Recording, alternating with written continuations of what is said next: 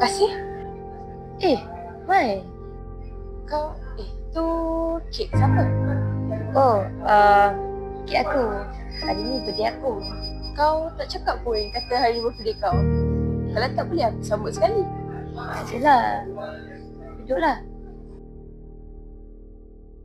Kau okey tak? Aku okey je. Cuma nak sikit. Aku nak order minuman ni. Kau nak tambah apa-apa tak? Tak apa. Tak nak. Weh, kau memang dari tadi sorang-sorang ke? Sebab semua orang busy hari ni. Jadi aku seorang je nak. Kalau aku tahu kau sorang, tadi aku datang awal tak apa. Aku ajak kau borak-borak. Kita boleh beli kopi.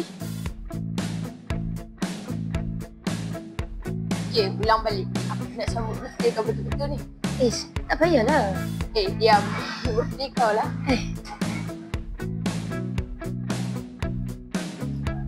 Tak ada tak. Lepas ni kau jangan sambut seorang-seorang. Kalau kau nak sambut, kau bagi tahu aku. Okay, deal. Weh, serius, aku rasa macam lama gila tak jumpa kau. Random gila. Ya weh, apa sudah lama kau kita tak borak. Last, kita jumpa bila?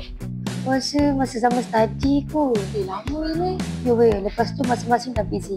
Aku pun tak perasan aku dah hilang nombor kontak kau. Aku nak kontak kau nak kalau macam tu. Boleh? 01